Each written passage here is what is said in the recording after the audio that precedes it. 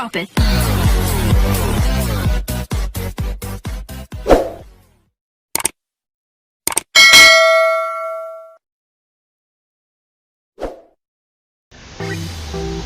I just want to share to you with this Ubi Kinampay that I harvested in my backyard.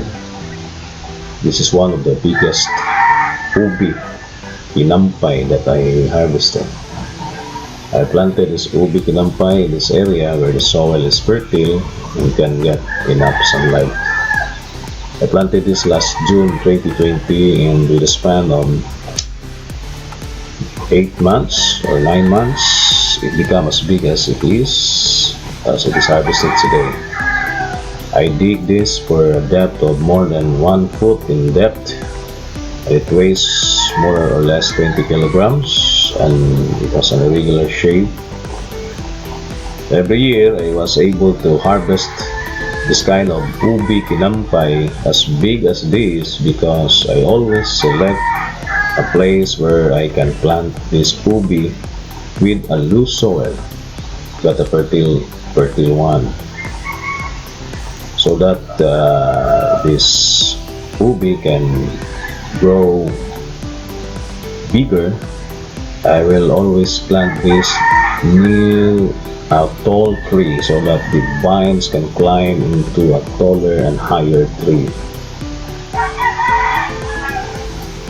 where it can get ample direct sunlight that make the Ubi Kinampay healthy with the bigger vines and leaves. So I always find a place where the soil is fertile and there is a taller tree where the vines can climb higher. The ubi, or known as purple yam, is an essential and healthy crop in the Philippines and considered as a high valuable crop. Here in Bohol, with its agricultural lands, grows many varieties of this expensive root crop. It thrives in sandy loam or silt loam fertile soil with well-drained areas with temperature from 25 to 30 degrees Celsius. These are the ideal areas where you can grow ubi. One famous ubi variety is abundant in the islands is the Kinampay. It is grown and harvested with round and some are irregular shape with smooth roots. Considered as the queen of Philippine yams, the Kinampay is famous for its distinct aroma and taste. This root crop is best grown during the start or right after the end of the wet season. It needs sufficient moisture within 6 to 8 months during the growing season.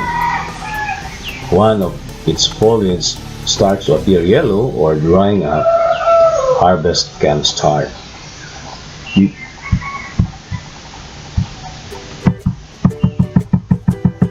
Yam or ubi is one of the country's common crops.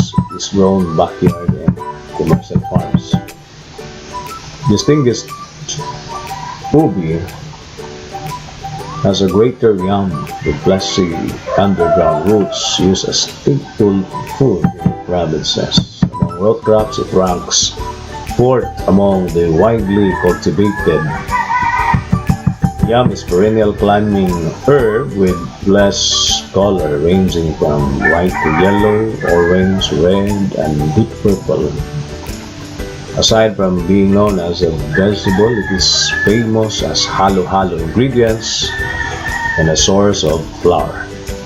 Other food products such as dehydrated yam flakes and instant yam mixes can be derived from yam. And yam fillings or waste are fed to poultry and livestock. So this is the Ubi Kinampay that I harvested today. Thank you.